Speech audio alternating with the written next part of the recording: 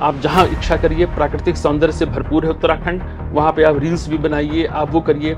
लेकिन जो विशुद्ध हमारे धार्मिक स्थल हैं, चारों धाम के, वो श्रद्धा के केंद्र हैं।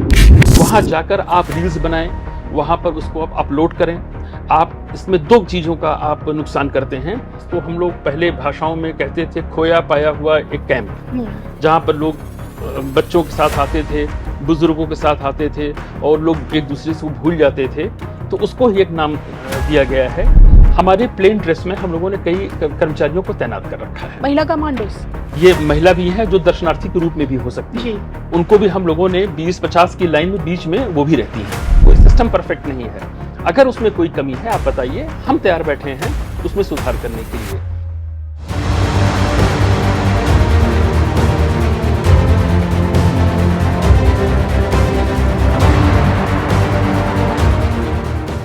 मैं हूं आपके साथ कविता राणा।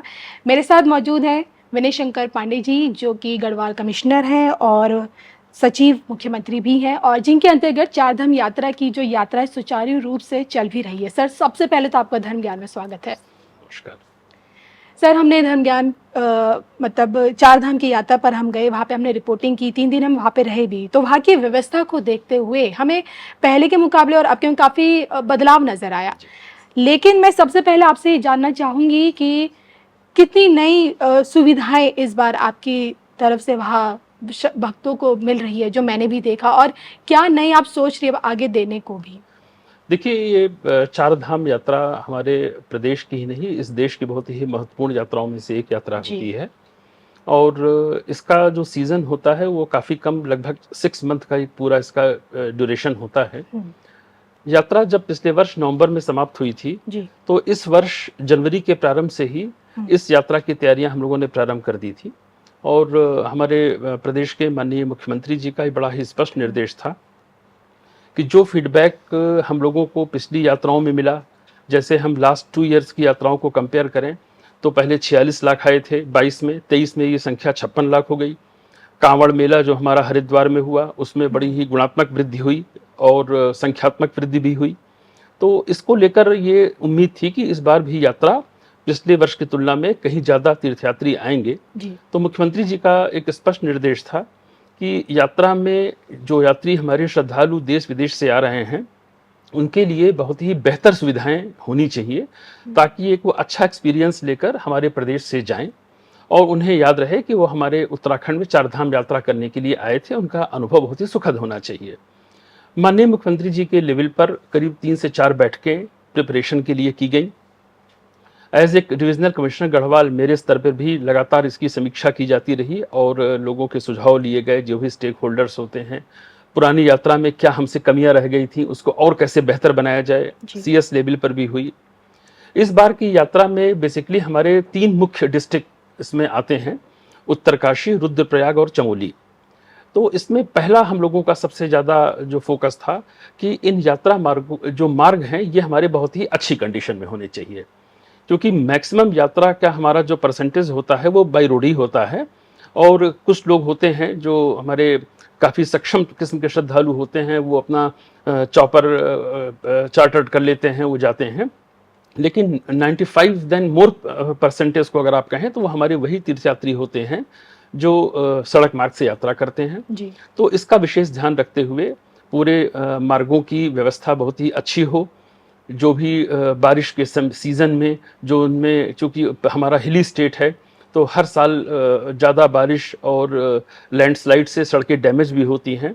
इनका बड़ा ही इंटेंसिव सर्वे कराया गया और करने के बाद इन सारे यात्रा मार्गों पर फोकस किया गया कि हमारी रोड्स बहुत ही अच्छी कंडीशन में हों। दूसरा, हम लोगों ने सबसे ज़्यादा फोकस किया कि रास्ते में जो भी हमारे स्थान पड़ते हैं इस लंबे यात्रा मार्ग पर, वहाँ पर अच्छा ड्रिंकिंग वाटर, शुद्ध पेयजल लोगों को उपलब्ध हो। साथ ही साथ टॉयलेट्स की बहुत अच्छी सुविधा इन मार्गों पे होनी चाहिए। और एक सबसे मेजर इशू था, वो था कि हेल्थ की फैसिलिटी भी हमारी बहुत अच्छी हो। और शायद इसीलिए हम लोगों ने इस बार हेल्थ स्क्रीनिंग के लिए जो हमारा यात्रा का प्रवेश द्वार, आप हरिद्वार कह सकते हैं और ऋषिकेश कह सकते हैं, वहाँ पर आने वाले हर श्रद्धालुओं की हम लोग स्क्रीनिंग करते हैं। स्क्रीनिंग करने के बाद अगर लगता है कि कोई पेशेंट हमारा ऐसा है कि जिसके स्वास्थ्य के पैरामीटर्स अच्छे नहीं हैं, तो उनकी फिर एक डॉक्टरों की पूरी टीम उनका एक अच्छे से आकलन करती है और उनको बता दिया जाता है कि यात्रा आपके लिए करना उचित है या नहीं है। उसके बावजूद भी जो यात्री इंसिस्ट करते हैं नहीं साहब हमको यात्रा करनी भी है, तो उनसे कंसेंट फॉर्म भराया जाता है कि डॉक्टर की ओपिनियन यही है कि हमें यात्रा नहीं करनी चाहिए, लेकिन मैं यात्रा पे जा रहा हूँ, मैं अपने रिस्क पे जा रहा हूँ। और इस पूरे सूचनाओं को हम लोग फिर कंसर्न डिस्ट्रिक्ट को भेज देते हैं कि इन केस ऑफ इमरजेंसी कोई स्थिति आती है तो उनको उनका सारा डेटा हमारे पास हो और मेडिकल फैसिलिटी दी जाए। 14 भाषाओं में इसका हम लोगों ने ट्रांसलेशन भी कराकर सभी प्रदेशों को भी भेजा था और यात्रियों को भी देते हैं। साथ ही साथ जो हमारे केदारनाथ जी के और यमुनोत्री जहाँ पे हमारे ट्रैक रूट्स हैं, इन ट्रैक रूट्स को यदि आप लोग ने विजिट की हो या भविष्य में करेंगे तो आप देखिएगा पिछले वर्ष की तुलना में वो काफ़ी इम्प्रूव हुए हैं जी। और उनमें रास्ते में ड्रिंकिंग वाटर के काफ़ी अच्छे हम लोगों ने संसाधन लगाए हुए हैं। साथ ही साथ जो टॉयलेट्स हैं उसमें 24/7 के बेसिस पर साफ सफाई की व्यवस्था रखी गई है और घोड़े खच्चरों की संख्या को भी नियंत्रित किया गया है। पहले उसी ट्रैक पर आप को पता होना चाहिए कि हजारों की तादाद में खच्चर भी चलते थे, पैदल भी चलते थे और गंदगी भी होती थी। अब ट्रैक की सफाई के साथ साथ संख्या भी केदारनाथ जी में 4000 खच्चरों की फिक्स की गई है। मॉर्निंग टाइम में 6 बजे हम पहली स्लॉट छोड़ते हैं, उसके 2 घंटे बाद फिर अगले 2000 को छोड़ते हैं, जिससे कि जो पैदल यात्री हैं उनको कम से कम दिक्कतों का सामना करना पड़े। तो कुल मिलाकर और रास्तों में हमने भंडारे की भी व्यवस्था की है। कई सामाजिक संस्थाओं ने इसमें बड़ा ही सहयोग किया है और कई स्थानों पर यात्रा प्रशासन की तरफ से भी, और आप इसको देख सकते हैं जाकर ऋषिकेश में कि वहाँ पर सारी निःशुल्क सुविधाएं हम लोग प्रदान कर रहे हैं। प्रयास यही है कि पूरी यात्रा सुखद हो और सुरक्षित हो। बिल्कुल सर, आपने देखिए अपनी जितनी बातें बताई वो सब मैंने वहाँ पे ज़मीनी स्तर पर होते हुए देखा है, चाहे जितनी सुविधाएं मिल रही है पानी से लेकर और ट्रैफिक को लेकर, खच्चरों को लेकर। लेकिन जहाँ तक मैंने देखा है, आप टिहरी भी गए, आप ऋषिकेश भी गए, वहाँ पे आपने ग्राउंड पे जाके देखा कि क्या सुविधाएं मिलनी चाहिए श्रद्धालुओं को। लेकिन जो यहाँ सबसे बड़ी बात आई थी गाड़ियों के रजिस्ट्रेशन को लेकर, बिना रजिस्ट्रेशन के कोई गाड़ी वहाँ नहीं जा सकती है। तो इससे भी बड़ी मदद मिली है इस चारधाम यात्रा को लेकर। तो इस तरह के और ये आइडिया कहाँ से, मतलब किस तरह से आपने इसे इम्प्लीमेंट किया और इसी को लेकर आगे और क्या आप सोच रहे हैं? थोड़ा सा स्ट्रिक्ट और होना चाहिए। जी देखिए, यात्रा का के लिए जो भी श्रद्धालु आते हैं तो 14 अप्रैल के आसपास जब हमारे पास चारों धामों के खुलने की तिथियां आ जाती हैं तब हम ऑनलाइन रजिस्ट्रेशन प्रारंभ करा देते हैं जी। इसको हम वाइडली सर्कुलेट भी करते हैं, चाहे समाचार पत्रों के माध्यम से, टीवी के माध्यम से। कंसर्न स्टेट के जो पर्यटन डिपार्टमेंट होता है उनको हमारा पर्यटन डिपार्टमेंट अवगत कराता है कि हमारी अब चारधाम यात्रा का रजिस्ट्रेशन शुरू हो गया है। और कदाचित इसी का नतीजा है कि आज की तारीख में जब हम और आप बात कर रहे हैं तो लगभग 30 जून तक का स्लॉट हमारा फुल हो गया है और 32 या 33 लाख से ज़्यादा रजिस्ट्रेशन ऑनलाइन किए जा चुके हैं। साथ ही साथ हम लोगों ने जो तीर्थयात्री होते हैं, यात्रा रजिस्ट्रेशन होता है और हमारा जो ट्रिप कार्ड होता है परिवहन विभाग बनाता है, दोनों को इंटीग्रेट किया गया है ताकि हमारे पास इस चीज का कंप्लीट डेटा हो कि कितने यात्री गए, कितने वाहन गए। मुख्यमंत्री जी का ये मत था कि ऑनलाइन रजिस्ट्रेशन के साथ साथ ऑफलाइन रजिस्ट्रेशन की भी व्यवस्था जरूर रखनी चाहिए, क्योंकि हमारे कुछ श्रद्धालु ऐसे होते हैं जो कि टेक्नोलॉजी से बहुत अवेयर नहीं होते, जो काफी दूर दराज के ग्रामीण परिवेश से आते हैं और वो रियल सेंस में श्रद्धालु होते हैं, जो जिनको केवल दर्शन और केवल दर्शन ही लेना है, टूरिज्म से उनका कोई लेना देना नहीं है। तो उनके लिए ऑन स्पॉट रजिस्ट्रेशन की भी व्यवस्था हम लोगों ने हरिद्वार और ऋषिकेश में कर रखी थी। और हरिद्वार से 500 का स्लॉट दिया था पर डे और ऋषिकेश से 1000 का दिया था। ये व्यवस्था हमारी चलती रही, लेकिन जैसा कि आपको अभी तक का जो हमारा एक्सपीरियंस रहा, लगभग 18 से 19 दिन यात्रा के हमारे पूरे हो रहे हैं और यदि गत वर्ष से हम तुलना करें तो लगभग डबल यात्रा हुई है। पिछले वर्ष अगर हम यस्टरडे तक का डाटा आपको दें तो पिछले वर्ष उस पीरियड में अगर 6.5 लाख यात्री आए थे तो इस बार यह आंकड़ा 12.5 लाख से 13 लाख को टच कर चुका है। एक दिन तो ऐसा भी आया कि केदारनाथ जी में 39,000 यात्री आ गए और यमुनोत्री में 15,000 यात्री आ गए। ठीक है, हमारे लिए ये सौभाग्य का विषय है, सभी यात्री हमारे लिए पूजनीय हैं, उनका चारधाम में हर समय स्वागत है, देवभूमि हर समय उनके स्वागत के लिए तैयार है। लेकिन मुख्यमंत्री जी का बड़ा एक स्पष्ट निर्देश था कि यात्रियों की, श्रद्धालुओं की सुरक्षा से और उनकी सही सलामत वापसी से कोई समझौता किसी कीमत पर नहीं किया जाएगा जी। यदि आपका जीवन अमूल्य है, यदि आपका जीवन है, आप जरूर आएंगे, हर साल आएंगे। इस चीज को ध्यान में रखकर जब यात्रियों की संख्या काफी तेजी से बढ़ने लगी और ऊपर के डीएम्स की तरफ से फीडबैक आया कि अब इनकी संख्या को रिस्ट्रिक्ट करना आवश्यक हो गया है, तब हम लोगों ने ऑन स्पॉट रजिस्ट्रेशन को पहले 31 मई तक के लिए स्थगित कर दिया। बावजूद उसके अभी पिछले दिनों मुख्यमंत्री जी का ऋषिकेश के हमारे यात्रा ऑफिस में एक औचक निरीक्षण हुआ और वहाँ बड़ी संख्या में श्रद्धालु थे। तो सीएम साहब ने कहा कि अब चूंकि यात्रा में संख्या थोड़ी लिमिटेड हो गई है तो उनको स्पेशल परमिशन दे के हम लोगों ने भेजना शुरू किया है। और मुझे बताते हुए हर्ष है, करीब 14,000 यात्रियों को हम अब तक ऋषिकेश से और 5,000 के आसपास हरिद्वार से उनको हम भेज चुके हैं पिछले 5 दिनों में। और कल तो करीब 4,500 यात्रियों को हम लोगों ने छोड़ा। प्रयास ये है कि जो कष्ट उनको हुआ, 3 या 4 दिन रुकना पड़ा, उसके लिए हमको कष्ट भी है, लेकिन इस बात की खुशी है कि जो भी यात्री वहां गए या जो जा रहे हैं वो सुरक्षित जाएं और संतुष्ट होकर जाएं कि देवभूमि में उनको दर्शन का लाभ प्राप्त हुआ है। लेकिन सबके बीच सर मैंने देखा कि हेलीकॉप्टर सेवा को लेकर काफी मारामारी लोगों के बीच में दिखी मुझे, और फ्रॉड भी देखने को मिला। तो इसको लेकर मैं जानना चाहूंगी, और कैसे आप हेलीकॉप्टर के रजिस्ट्रेशन के लिए कोई जानकारी भक्तों को मिले? देखिए, ये बात आपकी बिल्कुल सही है कि पिछले वर्ष इसको लेकर काफी एक मीडिया में भी आया और ये वास्तविकता भी थी कि हेलीकॉप्टर्स के टिकट ब्लैक होते हैं जी। इसको लेकर इस बार हम लोगों ने बहुत सख्ती बरती है और जब यात्रा रजिस्ट्रेशन की पर्ची जारी करते हैं तो उसमें भी इंडिकेट किया जाता है कि केवल IRCTC की वेबसाइट से ही आप हेलीकॉप्टर का अपना बुकिंग करा सकते हैं। मुझे ये बात को कहने में प्रसन्नता भी है और मैं दावे से कह सकता हूं कि इस वर्ष एक भी प्रकरण पिछले 20 दिनों में नहीं आया है जहां पर किसी ने ये कहा हो कि किसी हेलीकॉप्टर वाले ने या जो हमारी सर्विस प्रोवाइडर उनकी तरफ से कोई टिकट ब्लैक की गई हो या उसमें किसी प्रकार की कोई मेल फंक्शनिंग हुई हो या कोई अनुचित लाभ लिया गया हो। ये सही है कि ये इनकी संख्याएं सीमित होती हैं। हमारे 3 मुख्य रूप से स्टेशन हैं, गुप्तकाशी, फाटा और सिरसी, जहां से ये हमारी सॉर्टीज चलती हैं। तो नंबर्स इनके कम हैं। अभी हम लोगों ने आगामी यात्राओं के लिए या सेकेंड फेज में जो हमारी यात्रा होगी या जो अगले वर्ष की होगी, अभी से हम लोगों ने इसकी एक मुख्यमंत्री जी के निर्देश पर ACS हमारे हैं आनंद वर्धन सर, उनकी अध्यक्षता में एक कमेटी भी बनाई है। और जैसा मुख्यमंत्री जी ने कहा कि 4 धाम यात्रा के साथ साथ पूरे प्रदेश के लिए यात्रा प्राधिकरण बनेगा जो न केवल इस 4 धाम की यात्रा को बल्कि कुमाऊं क्षेत्र में भी जो हमारे धार्मिक स्थल हैं, चाहे माँ पूर्णागिरी का हो, जागेश्वर का हो और देवी धुरा का जो मेला लगता है वहां का हो, कांवड़ मेला हो, इन सब के लिए एक इंटीग्रेटेड एक क्या पॉलिसी हो, उसके लिए कमेटी बनाई गई है जो इसका अध्ययन लगातार कर रही है। और इसमें हेली सेवाओं के विस्तार के बारे में भी हम लोग डिस्कस करेंगे कि और भी हमारे बेस स्टेशन बनाए जाएं जहां से लोगों को हेली सर्विसेज से ऊपर तक ले जाएं। तो प्रयास केवल ये है कि आने वाले समय में जिस तरह से यात्रियों का, श्रद्धालुओं का रुझान देवभूमि की ओर हो रहा है, उसका हम लोगों को पूरा ध्यान है और प्रदेश सरकार को है, मुख्यमंत्री जी को है। और मुख्यमंत्री जी ने इसी बात को ध्यान में रखते हुए ये सारी तैयारियों के लिए अभी से निर्देशित कर दिया है। सर, आपका एक ऑपरेशन है, ऑपरेशन मर्यादा, ऑपरेशन मुस्कान, ये क्या है और इसके जरिए आप किस तरह से भक्तों के लिए भी चीजें थोड़ी सुटेबल कर रहे हैं?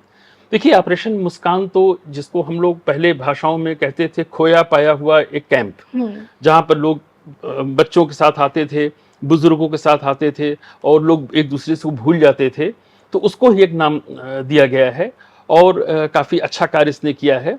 और जाहिर बात है कि यदि हमारा कोई ब्लड रिलेशन या हमारा कोई मित्र या हमारा कोई परिचित खो जाता है और उसको जब ढूंढ कर वापस उसके साथ मिलाया जाता है तो चेहरे पे मुस्कान दोनों की आती है।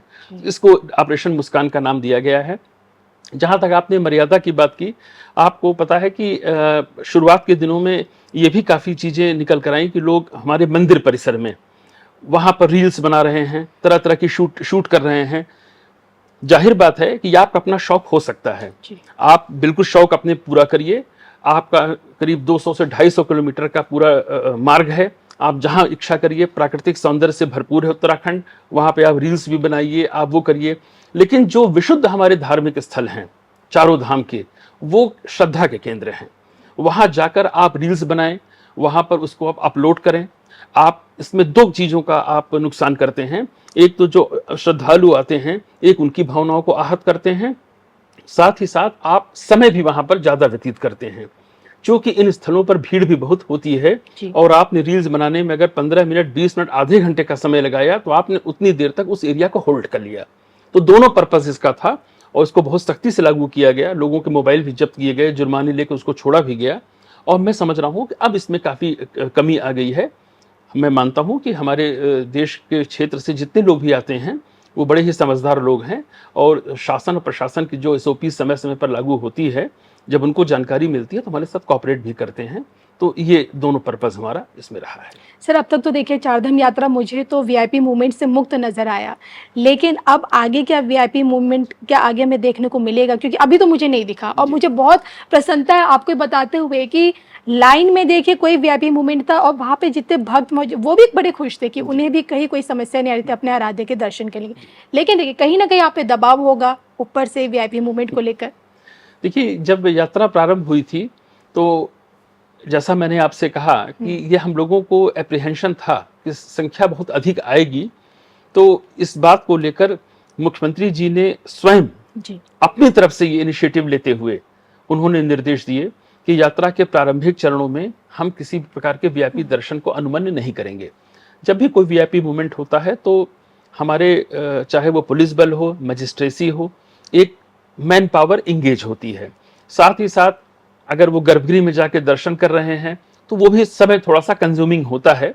ठीक है कि वहाँ की बीकेटीसी प्रातःकाल घंटे 2 घंटे का स्लॉट लेकर जिन लोगों ने पहले से बुकिंग कराई है उस समय भीड़ के इतना प्रेशर भी नहीं होता। ये लोकल अरेंजमेंट्स में आप कर लीजिए, इसमें कोई बुराई नहीं है, लेकिन पूरे दिन वीआईपी यात्रा चलती रहे ये उचित नहीं था। इसके बारे में मुख्यमंत्री जी का निर्देश जब मिला तो हमारी चीफ सेक्रेटरी महोदया ने सभी देश के जितने भी राज्य हैं और यूटीज हैं वहाँ के चीफ सेक्रेटरीज को कंसर्न एक लेटर भी भेजा और उनको एक एडवाइजरी जारी की कि जब तक 31 मई तक वीआईपी दर्शन प्रतिबंधित है तो यहाँ पर वीआईपी दर्शन के लिए कृपया अपना कोई भी रिक्वेस्ट न भेजें। इसका काफ़ी असर हुआ और कई ऐसे महानुभाव हैं जिनका मैं यहाँ पर उल्लेख करना उचित नहीं समझता, उन्होंने अपनी यात्राओं को स्थगित भी किया, उन्होंने पूरा कोऑपरेट किया और उन्होंने अप्रिशिएट भी किया इस कदम को। अब इस वीआईपी मूवमेंट को अगले 10 जून तक के लिए फिर बढ़ाया जा रहा है कि अगले 10 जून तक के लिए कोई भी वीआईपी दर्शन अनुमन्य नहीं होगा और बीइंग ए डिविजनल कमिश्नर मैं आपको बिल्कुल आश्वस्त करता हूं कि इसका सख्ती से अनुपालन भी हम लोग कराएंगे। सर, आपने कहा सख्ती से अनुपालन किया जाएगा। इन सब के बीच कुछ लोग ऐसे हैं या आप कह सकते हैं कि एक गैंग ऐसा है जो कहीं ना कहीं चारधाम यात्रा को बदनाम करने की कोशिश कर रहा है, हम सरकार पर सवाल उठाने की कोशिश कर रहा है, कुछ न कुछ ऐसे अफवाहें फैला रहा है। तो इन लोगों से सख्ती से निपटने के लिए इनका क्या इलाज आपने सोच रखा है? देखिए, यात्रा के शुरुआती दिनों में ही एक समाचार पत्र की तरफ से खबर प्रकाशित हुई थी जिसका उल्लेख करना उचित नहीं समझ रहा, जिन्होंने एक ये खबर प्रकाशित कर दी कि गंगोत्री मार्ग में उत्तरकाशी से गंगोत्री तक के रूट में जाम से 10 लोगों की मृत्यु हो गई जी। ये टोटली फॉल्स था। इसके बाद हम लोगों ने इसकी सारी पड़ताल करने के बाद संबंधित के विरुद्ध एफआईआर दर्ज की। साथ ही साथ अभी एक वीडियो भी वायरल हुआ था, आप लोगों को शायद जानकारी होगा, किसी जैन समाज के ऊपर बनाया गया था, उनके विरुद्ध भी एफआईआर दर्ज की गई। मैंने खुद प्रेस कॉन्फ्रेंस कई बार की और अपने मीडिया के साथियों को बताया कि ऐसी चीज़ों से हम लोगों को बचना चाहिए। अगर कोई तथ्य उनके संज्ञान में आता है, देखिए मैं तो व्यक्तिगत रूप से मीडिया को अपना पथ प्रदर्शक और मार्गदर्शक मानता हूँ। मीडिया का काम है कि अगर हमारे अंदर कोई कमी है तो हमको जरूर बताए, लेकिन वो तथ्य पर आधारित हो और फैक्ट से बिल्कुल फैक्चुअली बिल्कुल करेक्ट हो। ऐसी स्थिति में वो हमारे लिए बहुत अच्छा एक मार्गदर्शक का काम करती है। हम परफेक्ट नहीं हो सकते हैं, कोई भी व्यक्ति परफेक्ट नहीं होता है, कोई सिस्टम परफेक्ट नहीं है। अगर उसमें कोई कमी है आप बताइए, हम तैयार बैठे हैं उसमें सुधार करने के लिए। लेकिन विदाउट चेकिंग द फैक्ट अगर आप किसी चीज को केवल सनसनी फैलाने के लिए करते हैं तो ये टॉलरेबल नहीं है, उसके विरुद्ध सख्त कार्रवाई हम करेंगे और हमने की भी है। साथ ही साथ इस पूरे यात्रा में मात्र 2 वीडियो ऐसे रहे जिन्होंने काफी सेंसेशन फैलाने का काम किया। एक था यमुनोत्री में एक दिन का और एक हमारा सोनप्रयाग का वीडियो था। उस वीडियो को, एक दिन का वीडियो था, उसको लगातार चलाया गया और यह दिखाने की कोशिश की गई कि यहां पर प्रतिदिन ऐसे हालात हैं जो कि बिल्कुल भी सत्य से परे हैं और वो किसी भी तरह से क्षमा योग्य नहीं है। और हर फोरम पर इसका हम लोग संज्ञान ले रहे हैं। हमारी पूरी साइबर टीम, जिलों में डिस्ट्रिक्ट मजिस्ट्रेट के अंडर बनी टीमें जितने भी सोशल मीडिया चल रहे हैं उन पर वॉच रखते हैं। अगर कोई खबर गलत है उनको सूचित किया जाता है और मौका दिया जाता है कि आप इसको हटा लें, और उसके बाद भी अगर नहीं मानते हैं तो जो कानून ने हमको अधिकार दिया उसके तहत हम कार्रवाई करते हैं। सर, इन सब के बीच बस एक यही जानना चाहूँगी कि पहले के मुकाबले और अब के मुकाबले में काफ़ी चीज़ें हमें अलग दिखी हैं चारधाम यात्रा में। इन सब के बीच व्यक्तिगत तौर पे आपको कुछ डिफ़िकल्टीज़ का फेस करनी पड़ी, आपको चुनौतियाँ, चैलेंजिंग जो आपके लिए रहा हो? देखिए, उसको हम मैंने कहा ना कि जैसे यात्रियों की अचानक बढ़ी हुई संख्या, उसका रीज़न 2-3 निकल कर आया, जो हम लोगों ने बाद में उसका असेसमेंट किया कि कुछ यात्री ऐसे थे जिनका रजिस्ट्रेशन जो ऑटो जनरेशन में निकलता है, वो किसी को डेट मिली थी 25 मई की, 26 मई की, 10 जून की, उन्होंने यात्रा 10 मई से ही प्रारंभ कर दी। 10 मई के जो एक्चुअल रजिस्ट्रेशन थे वो संख्या तो थी ही, जो पोस्ट डेटेड थे वो भी आ गए। करीब 35 या 36 एफआईआर हम लोगों ने टूर ऑपरेटर्स के खिलाफ कराई है, जिन्होंने गलत ढंग से स्कैन करके और एक फॉल्स, मैं कह सकता हूं कि रजिस्ट्रेशन जारी कर दिए। इसमें पब्लिक का कोई दोष नहीं था। हम लोगों ने मामलों को पकड़ा और स्पेशल परमिशन देकर उनकी यात्रा को तो कंटिन्यू रखा, क्योंकि उनका कोई दोष नहीं था। हम लोगों ने उन टूर ऑपरेटर्स के खिलाफ भी बड़ी सख्त कार्रवाई की है। और ये मैं बताना चाहूंगा कि हमारे स्टेट के तो 3-4 ही थे, कई टूर ऑपरेटर्स बाहर के थे, जो भोले भाले यात्रियों को उनके साथ चीट किया उन्होंने। लेकिन इन सब कार्रवाई का नतीजा ये रहा कि अब इन सब प्रवृत्तियों पर अंकुश लग गया है। ये हमारे सामने एक चुनौती थी, जहां बड़ी संख्या में यात्री आए थे, लेकिन मैं उसको चुनौती के साथ साथ सौभाग्य भी मानता हूं देवभूमि के लिए कि इतना आशीर्वाद देश विदेश के श्रद्धालुओं का हमको मिल रहा है। हाँ, चुनौती मेरे लिए इसलिए थी कि उनको कहीं कष्ट ना हो। बड़ी संख्या में आने से जो हमारे इंतजाम हैं, जिनके बारे में हमने सोच के रखा है, उससे उनको कष्ट ना हो, क्योंकि जाहिर बात है संख्या ज्यादा आएगी तो ट्रैफिक जाम भी होगा, लोगों का जो वेटिंग आवर्स हैं वो भी बढ़ेंगे, साथ ही साथ उनकी सुरक्षा भी कहीं ना कहीं हमारे लिए चिंता का सबब बनती है। उन चुनौतियों को हम लोगों ने सभी के सहयोग से, मीडिया के बड़े वर्ग ने, ऐसा नहीं है, वो भी इसी प्रदेश के हैं, उनको भी पता है कि इस प्रदेश की आर्थिकी का मुख्य आधार भी यही है, और उन्होंने भी सहयोग किया। सबके सहयोग से चीजें पूरी तरह से नियंत्रित हो गई। और एक बात मैं आपको और शेयर कर दूं कि पिछले 15 दिन की जो यात्रा हुई थी, उसमें इस प्रदेश में 200 करोड़ का कारोबार भी हुआ है, जो एक डेटा आया है। ये बहुत ही हर्ष का विषय है और प्रसन्नता का विषय है कि हमारी इकोनॉमी को भी इससे बूस्ट मिलता है। तो जाहिर बात है कि हम सबके लिए सौभाग्य है। सर, इन सब के बीच महिला सुरक्षा को लेकर मैं जानना चाहूँगी, क्योंकि इतनी भीड़ होती है, भीड़ भी है, दर्शन भी कर रहे हैं, कुछ मन चले, कुछ ऐसे उड़दंगी होते हैं जो कहीं ना कहीं महिलाओं की सुरक्षा के लिए खतरा बन जाते हैं, तो इनसे निपटने के लिए आपने क्या सोचा है? अब देखिए, ये थोड़ा एडमिनिस्ट्रेटिव ऐसे विषय हैं, लेकिन मैं फिर भी, चूंकि आपने पूछा है, हम लोगों ने जहां पर लाइन सिस्टम होता है, हमारे प्लेन ड्रेस में हम लोगों ने कई कर्मचारियों को तैनात कर रखा है। महिला कमांडोस, ये महिला भी हैं जो दर्शनार्थी के रूप में भी हो सकती हैं, उनको भी हम लोगों ने 20-50 की लाइन में बीच में वो भी रहती हैं, जो लगातार वॉच करती हैं। हमारा सारा यात्रा मार्ग, जितनी भी हमारी लाइन चल रही है, सब सीसीटीवी से वो कैप्चर हो रही है। 24 घंटे कंट्रोल रूम में हमारे अधिकारी बैठते हैं, वॉच करते हैं, और अभी तक ऐसी कोई शिकायत फिलहाल हम लोगों को ऐसी नहीं मिली है, और यदि मिलती है तो उसमें तो कोई प्रश्न ही नहीं उठता, वो एग्जाम्पलरी उदाहरण दिया जाएगा और बड़ी सख्त कार्रवाई उनके खिलाफ की जाएगी। चलिए सर, जाते जाते बस आपसे चाहूंगी कि इसी चारधाम यात्रा को लेकर अगर आप कोई मैसेज हमारे दर्शकों को, एनएमएफ न्यूज़ को कुछ देना। देखिए, आपके इस चैनल के माध्यम से चारधाम में आने वाले सभी यात्रियों का देवभूमि में बहुत बहुत स्वागत है। अनुरोध बस इतना है कि अपनी यात्रा को सुगम बनाने के लिए प्रशासन द्वारा, शासन द्वारा समय समय पर जो भी निर्देश और इंस्ट्रक्शंस जाते हैं, उनका अक्षरशः पालन करें। रजिस्ट्रेशन अवश्य कराएं। यदि आपको लगता है कि ऑनलाइन रजिस्ट्रेशन में आपको दिक्कतें हैं, तो आप हमारी ऑफलाइन रजिस्ट्रेशन के खुलने का इंतजार करें। यात्रा जब भी करें, एक अच्छे टूर ऑपरेटर्स जिनकी अच्छी क्रेडिबिलिटी हो, उन्हीं का सहारा लें। और कहीं आपको दिक्कत होती है तो हमारे हेल्पलाइन नंबर्स का आप कभी भी इस्तेमाल करके हमसे कोई भी सहायता ले सकते हैं। धन्यवाद। बातचीत करने के लिए आपका बहुत बहुत शुक्रिया। जय केदार, जय बद्री विशाल।